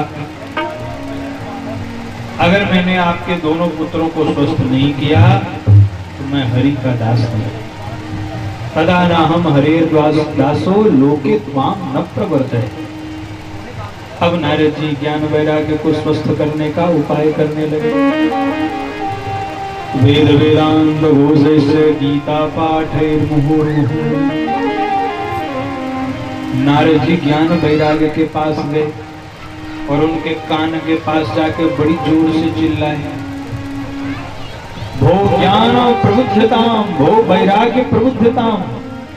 अरे ज्ञान उठ जाओ, हे वैराग्य जाग जाओ। तो ज्ञान वैराग्य के ऊपर कोई प्रभाव नहीं पड़ा। नारद जी ने सोचा, लगता है इससे काम नहीं चलेगा, दवाई का डोज बढ़ाना पड़ेगा। वे किसी को उठाने के लिए सबसे पहले आदमी कान के पास जाके चिल्लाएगा और क्या करेगा। तो ज्ञान वैराग्य को कहा कि उठाइए। नारद जी ने कहा उठाने का जो पहला उपाय यही है कि इनके कान के पास जाकर के और जोर से चिल्ला के इनको उठाया जाए। तो कान के पास गए, बड़ी जोर से चिल्ला के, भो ज्ञान प्रबुद्धताम, भो वैराग्य प्रबुद्धताम। तो कोई प्रभाव नहीं। नारद जी ने सोचा, अच्छा इससे ठीक नहीं हुए, दूसरा उपाय करते हैं। तब नारद जी वेद वेदांत का उद्घोष करने लगे। अब वेद वेदांत का उद्घोष करें नारद जी तो ज्ञान वैराग्य जरा उठे थोड़ी देर के लिए, अब फिर नारद जी ने सोचा है वेद वेदांत के उद्घोष से नहीं ठीक रहे, ये तो सबसे हाई डोज है, सबसे ऊंची दवा है, इससे बड़ी तो कोई दवा संसार में है ही नहीं। वेद वेदांत, अब क्या किया जाए। अब वेद वेदांत से जब ठीक नहीं हुए तो उपनिषदों का जो सार है भगवद गीता, नारद जी भगवद गीता सुनाने लगे। तो ज्ञान वैराग्य थोड़ी देर के लिए उठते हैं फिर मूर्छित हो जाते हैं। नारद जी ने एक बार नहीं कईयों बार भगवद गीता सुनाई। गीता पाठ है मुहुर्मुहुः, बार बार। और गीता पाठ सुनते हैं, एक क्षण के लिए ज्ञान वैराग्य चेतना आती है और थोड़ी देर के बाद उबासी लेते हैं और मूर्छित हो जाते हैं। यही स्थिति हमारे आपके जीवन की भी है कि ज्ञान की बातें सुन के हमारे भीतर के जो ज्ञान वैराग्य हैं वो कुछ देर के लिए तो जाग जाते हैं, पर कुछ देर के बाद वे फिर सो जाते हैं। तब क्या किया जाए। तो नारद जी हैरान परेशान, कुछ समझ नहीं आ रहा है। जब नारद जी हो गए परेशान, तब भगवान ने आकाशवाणी कर दी और भगवान ने आकाशवाणी में कहा कि हे नारद जी महाराज, आप चिंता न करें, आपका उद्यम सफल होगा, लेकिन इसके लिए आपको एक सत्कर्म करना पड़ेगा। नारद जी ने कहा, इतनी देर से जो कर रहा था वो क्या था? क्या वह सत्कर्म नहीं था? अरे वेद सुना दिया, वेदांत सुना दिया, बार बार भगवद गीता सुना दी, क्या ये सत्कर्म नहीं? और महाराज अगर ये सत्कर्म नहीं है तो फिर सत्कर्म है क्या? कौन बताएगा? आकाशवाणी ने कहा संतों से पूछो, और आकाशवाणी शांत। अब नारद जी परेशान हो गए कि अब मैं कैसे पता लगाऊं कि सत्कर्म क्या है। उस समय तीनों लोक में एक ही चर्चा चल रही थी, सत्कर्म क्या है। तीनों लोक में, जैसे आजकल जो युवा भी बैठे हुए हैं, आजकल क्या होता है, जैसे कोई शब्द जो ट्रेंडिंग में होता है, जैसे ट्विटर पर कोई शब्द जो होता है कोई ट्रेंडिंग में चलता है, तो उस समय तीनों लोगों में एक ही बात जो थी वो ट्रेंडिंग में थी। एक ही बात, क्या? सत्कर्म क्या है। हाहाकारो महानासी, तीनों लोक में हाहाकार मचा हुआ था कि सत्कर्म क्या है। क्यों भाई? कहा जब वेद वेदांत और भगवद गीता से ज्ञान वैराग्य स्पष्ट नहीं हुए तो अब कौन सा सत्कर्म बचा? जिसका नारद जी अनुष्ठान करे, कौन सा सत्कर्म कर सकता? तो नारद जी जब चले सत्कर्म का पता लगाने, तो अब आनंद दिखिएगा। कुछ लोग कह रहे हैं असाध्यम, भैया इस सत्कर्म का तो पता ही नहीं लग सकता, ये असाध्य है। कुछ लोग कह रहे हैं कि असाध्य तो नहीं है। कुछ लोग विद्वान जैसे होते हैं ना, कि बड़े ज्ञानवान होते हैं, तो वो इस तरह की बातें करते हैं। देखो, संसार में कुछ असंभव नहीं है, लेकिन कठिन है। ये दूसरे तरह के लोग। पहले वाले तो सीधे ही मना कर गए, असाध्यम। दूसरे ने कहा दुर्गेयम, कि भाई पता लग सकता है लेकिन जरा कठिन है। अब नारद जी किसी संत के पास जाते हैं, तो संत कहते हैं मुंह की भूता, महाराज हमारा मौन व्रत चल रहा है।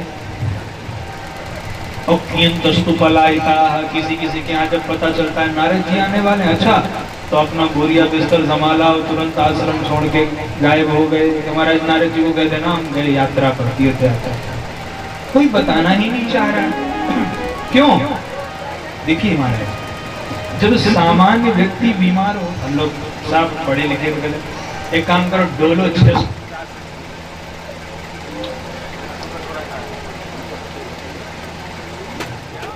तो निवेदन हम ये कर रहे थे, किसी ने नारद जी को उत्तर नहीं दिया।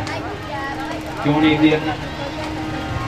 इसलिए नहीं दिया क्योंकि जब ब्रह्मा जी के पुत्र नारद जी को ही नहीं पता सत्कर्म क्या है, तो भला हम कैसे बताएंगे? छोटा मोटा व्यक्ति बीमार पड़े तो सब दवा बता देते हैं, भला नहीं दवा खा लो ठीक हो जाए। लेकिन अगर शहर का सबसे बड़ा डॉक्टर ही बीमार पड़ जाए, तो उसको दवा बताने की सामर्थ्य हम सामान्य मनुष्य में कहाँ?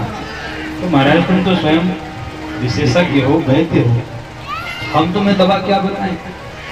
तो श्री नारद जी महाराज की स्थिति भी ऐसी है कि ब्रह्मा जी के पुत्र हैं, इसलिए कोई हिम्मत नहीं कर पा रहा है। जब नारद जी को कहीं उत्तर नहीं मिला, तो श्री नारद जी सीधे पहुंच गए भगवान बद्री विशाल के धाम में। अब भगवान बद्री विशाल के यहाँ जैसे ही पहुंचे, नारद जी ने कहा महाराज भगवान बद्रीनाथ तो मिले नहीं, पर आप मिल गए। आप चारों भैया मिल गए, और आप चारों भैया सामान्य नहीं हो, आप तो महाराज पूर्वे सामक पूर्वजा, आप तो पूर्वजों के भी पूर्वज हैं। देखने में बालक हैं जरूर आप चारों, लेकिन बड़े पुराने हैं। इसी बात को गोस्वामी तुलसीदास जी ने बड़ा सुंदर लिखा है। देखत बालक बहु कालीना, देखत बालक बहु कालीना, देखत बालक बहु कालीना, देखत बालक बहु कालीना, ब्रह्मानंद सदा लय लीना, ब्रह्मानंद सदा लय लीना, ब्रह्मानंद सदा लय लीना, ब्रह्मानंद सदा लय लीना, देखत बालक बहु कालीना, देखत बालक बहु कालीना, देखत बालक। नारद जी कहते हैं कि भैया आप देखने में तो बालक हो, पर बहुकालीना, वस्तुतः हैं आप पूर्वजों के भी पूर्वज। सबसे पहले आपका ही तो प्राकट्य हुआ, ब्रह्मा जी के पिता ब्रह्मा जी के द्वारा सर्वप्रथम आपका प्राकट्य हुआ। इसलिए अब आप ही कृपा करके बताइए कि वह सत्कर्म क्या है। अच्छा, चारों कुमार मुस्कुराने लगे। सनत कुमार मुस्कुराते हुए कहते हैं मां शंताम कुरुदेवर से हर्षं चित्ते समावह, उपायः सुख साध्योत्र वर्तते पूर्वैव ही। हे नारद बाबा, इतनी छोटी सी बात पर मुंह लटकाए हो? अरे छोटी सी बात है, उपाय है। महाराज छोटी सी बात, कितने महात्मा तो जो है भाग गए आश्रम छोड़ छोड़ करके सत्कर्म का नाम सुन के। इस समय तीनों लोक में हाहाकार मचा हुआ है कि सत्कर्म क्या है, सत्कर्म क्या है। वेद वेदांत गीता का उद्घोष कर लिया, उससे भी वो स्वस्थ नहीं हुए। आप कह रहे हैं छोटी सी बात है। मुस्कुराते हुए कुमारों ने कहा, मैं बताता हूं आपको सत्कर्म क्या है। सत्कर्म है ज्ञान यज्ञ। ज्ञान यज्ञ बोले हाँ, श्रीमद् भागवत की सप्ताह कथा ही वह सत्कर्म है जिसके सुनने से ज्ञान और वैराग्य दोनों स्वस्थ हो जाए। श्रीमद् भागवतालापः सद्गीतः सुकादिभिः, सुकादिभिः सुखदेव आदि के द्वारा भी जो गाया गया है वही श्रीमद् भागवत सत्कर्म है। नारद जी ने कहा, महाराज आप भागवत का प्रवचन हमको दे। भागवत कोई हमसे छिपा है क्या? अरे सर्वप्रथम भगवान नारायण ने ब्रह्मा जी को चतुश्लोकी भागवत दिया, ब्रह्मा जी ने मुझे दिया, मैंने व्यास जी को दिया, व्यास जी ने सुखदेव जी को दिया, सुखदेव जी ने संसार को दिया परीक्षित जी के माध्यम से। आप जिस भागवत की बात कह रहे हैं ना, वो मुझे बहुत पहले ही मिल चुका है। पर हे कुमारों, अरे आप कह रहे हो भागवत वह सत्कर्म है, भागवत तो वेद रूपी वृक्ष से पैदा हुआ। तो जब वेद वेदांत से ज्ञान वैराग्य स्वस्थ नहीं हुए तो भागवत से कैसे हो जाएंगे? सनकादिकों ने मुस्कुराते हुए कहा, नारद बाबा एकदम सही बात कही आपने। यद्यपि यह श्रीमद् भागवत वेद रूपी वृक्ष का पका हुआ फल है और वृक्ष में जड़ से लेकर के ऊपरी भाग तक सब जगह रस विद्यमान रहता है, लेकिन क्या सामान्य मनुष्य को मिल पाता है? नहीं मिल पाता। अब ये वृक्ष है, आम का पेड़ है मान लो, और कोई प्रवचन देने लगे, अरे आम के पेड़ में तो सर्वत्र रस ही रस है, जहां से मन करे पी लो रस। अब बताओ, ईमानदारी से बताओ, बत्ती सी बाहर आ जाएगी कि नहीं? अगर जहां मन करे वहीं से रस पीने लगे तो सारी तो रस कहाँ मिलेगा? बोले वही आम के वृक्ष से जब फल प्रकट होगा तो उस फल में सामान्य से सामान्य मनुष्य को भी रस की प्राप्ति हो जाएगी। इसी प्रकार वेद रूपी जो वृक्ष है उसके आदि से अंत तक सर्वत्र रस भरा है, पर उस रस को सामान्य मनुष्य प्राप्त नहीं कर सकता। लेकिन वही जो सुखदेव आदि महात्माओं के द्वारा व्यास जी ने जब उसी रस को भागवत रूपी फल में परिणत कर दिया तो वह भागवत सबके लिए सुलभ हो गया। इसलिए भागवत शास्त्र के द्वारा वही वह सत्कर्म है जिससे ज्ञान और वैराग्य दोनों स्वस्थ हो। शंकादि उदाहरण देते हैं, कहते हैं देखो नारद बाबा, घी दूध से ही निकलता है, दूध और दूध से फिर क्या बना? घी। पर जो काम घी करेगा वह काम दूध से संभव नहीं। अब भाई हमको दीपक जलाना है और घी कम पड़ गया, अरे एक काम करो, घी खत्म हो गया, दूध ले आओ। क्यों? पर बोले दूध से ही तो घी बनता है, तो दूध डाल दो। अरे कहा नहीं नहीं, यद्यपि दूध से ही घी बनता है पर जो काम घी करेगा वह काम दूध नहीं कर सकता। जैसे ईख से शक्कर बनती है, चीनी। अब चाय बनानी और चीनी कम पड़ गई, अब कोई गन्ने की खेती करने वाला किसान, अब वो कहे एक काम करो, गन्ना ही का तोड़ लाओ, पूरा का पूरा डंठल निचोड़ कर डाल दो। अरे बोले नहीं महाराज, यद्यपि शक्कर चीनी गन्ने से ही बनती है, ईख से, लेकिन जो काम चीनी करेगी वो काम ईख से नहीं हो सकता। तो यह श्रीमद् भागवत यद्यपि वेद रूपी वृक्ष का पका हुआ फल है, पर जो रस इस भागवत रूपी फल में है वह रस विद्यमान तो वेद में है, लेकिन उसकी प्राप्ति हमें नहीं हो सकती। जैसे आम के पेड़ से रस की प्राप्ति नहीं हो सकती, ऐसे ही सामान्य मनुष्य को वेद से भी रस की प्राप्ति, उसको तो भागवत रूपी फल में जब परिणित होगा तो बस सबको सुलभ हो जाएगा। बोली भक्तवत्सल भगवान की। जब इतना सुंदर प्रवचन दिया, चारों कुमारों ने, सनक, सनंदन, सनातन और सनत कुमार, तब नारद जी महाराज प्रसन्न हो गए। नारद जी कहते हैं कि भैयाओं, आज तो मेरे करोड़ों जन्म के पुण्य उदय हुए, जो मुझे यह दिव्य श्रीमद् भागवत सुनने का सौभाग्य प्राप्त हो रहा है। भाग्योदयेन बहुजन्म समर्जितेन सत्संगमं च लभते पुरुषो यदा वै अज्ञान हेतु कृत मोह मदांधकार नाशं विधाय हि तदोदयते।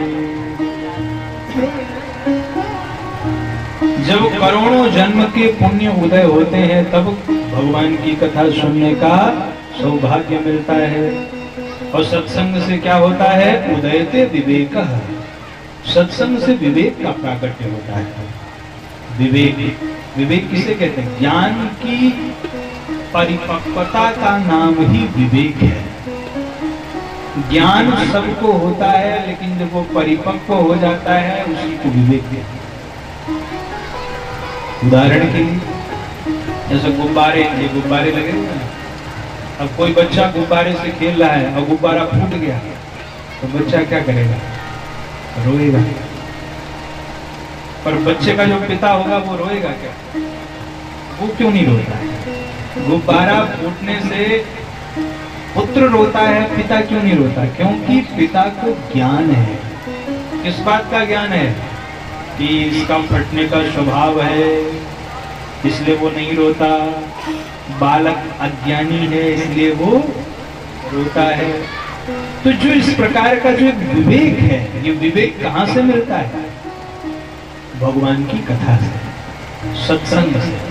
इसीलिए गोस्वामी तुलसीदास जी लिखते हैं, बिनु सत्संग विवेक न होई, बिनु सत्संग विवेक न होई, राम कृपा बिनु सुलभ न सोई, राम कृपा बिनु सुलभ न सोई, बिनु सत्संग विवेक न होई, बिनु सत्संग विवेक न होई, राम कृपा बिनु सुलभ न सोई, राम कृपा बिनु सुलभ न सोई, बिनु सत्संग विवेक न होई,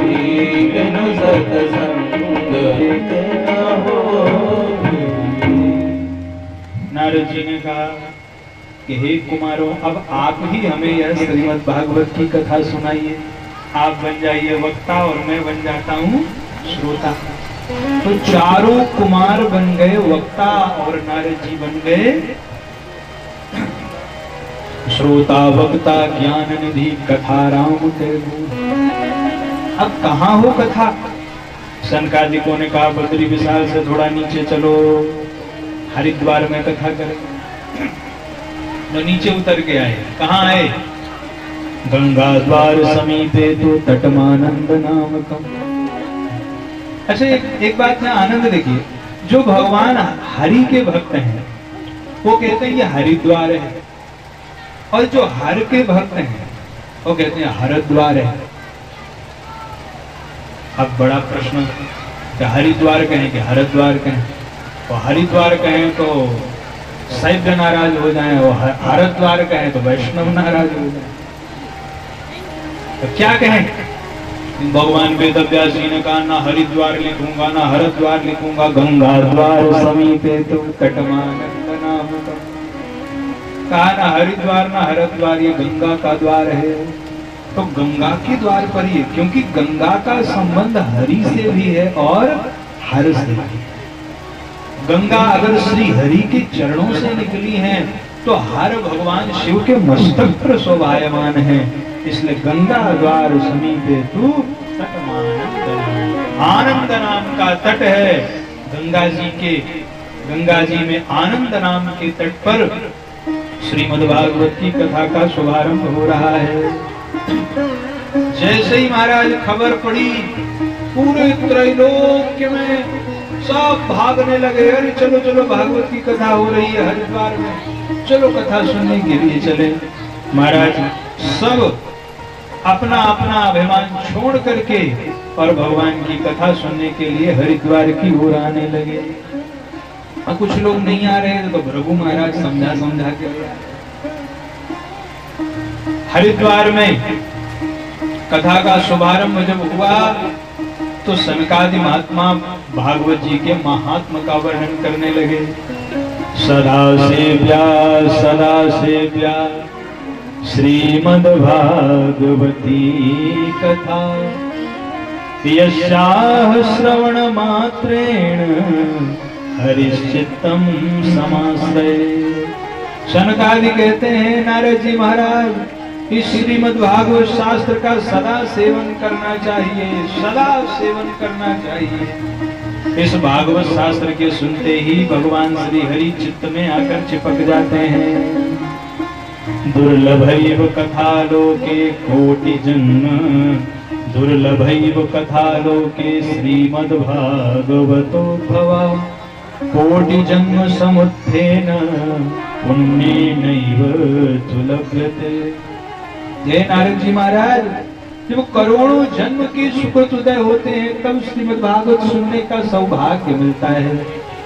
सनकादि भागवत की महिमा का गान कर ही रहे थे कि इतने में भक्ति महारानी अपने दोनों पुत्रों के साथ वहां प्रकट हो गई।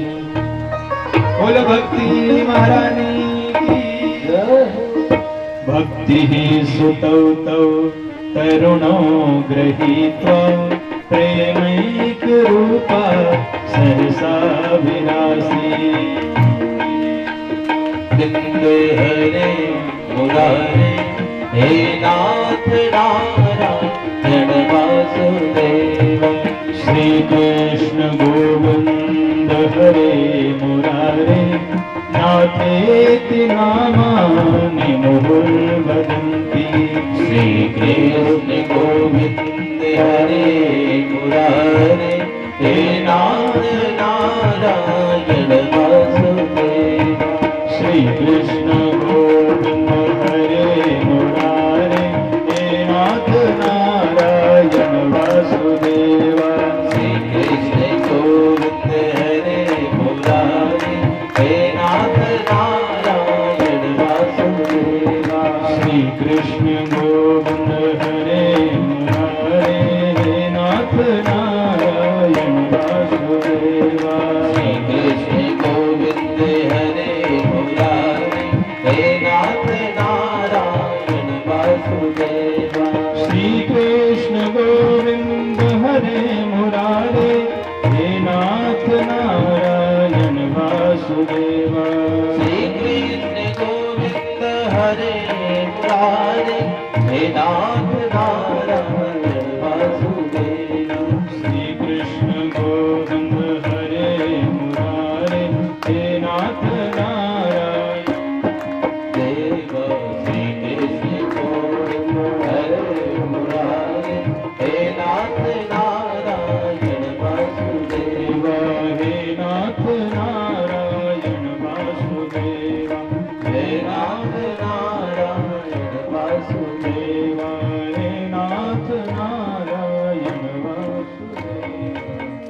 बोलिए भक्तवत्सल भगवान की जय। उसी समय भक्ति महारानी अपने दोनों पुत्रों के साथ में प्रकट हो गई। अब मध्य मुनि नाम, मुनियों के मध्य तर्क का विषय हो गया कि देवी जी आई कहां से, इनको आते तो किसी ने नहीं देखा, ये कहां से आ गए। सनकादि कहते हैं, मुनियों ने कहा कथम प्रविष्टा, ये देवी जी कहां से आई। तब सनकादि ने कहा ये इसी भागवत कथा से प्रकट हुई है। तो भक्ति का प्राकट्य कहाँ से होता है? बोले भगवान की कथा से। जहाँ विशुद्ध भाव से भगवान की कथा गाई जाए।